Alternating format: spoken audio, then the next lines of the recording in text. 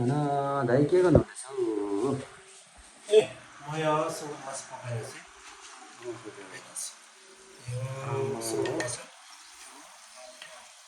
प्याज त्यहाँदेखि यो खोर्सानी भोलि स्टलमा बनाएको यहाँ मासु भात त लाग्छ अहिले अन्त मिठो हुन्छ धेरै स्वादिष्ट हेर्नुहोस् देखियो त हौ यो त। तर यो सबै सुँगुरको मासुको बोसो चाहिँ हजुर, हजुर। निकालेर यसलाई अब त्यो हामी जस्तो मोटे यो चाहिँ खानु हुँदैन हजुर, हजुर। अलिकति खाइदिन्छ हजुर, हजुर। तपाईँहरू सिकुटे जस्तो चाहिँ खायो भने अलिकति एकदम उयो हुन्छ।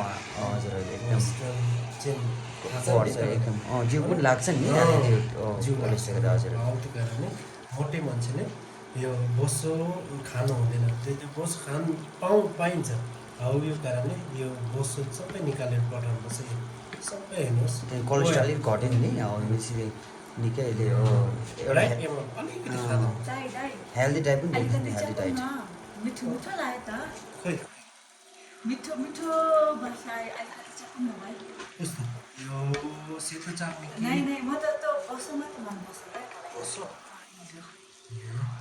बोसो चाप्ने रे तर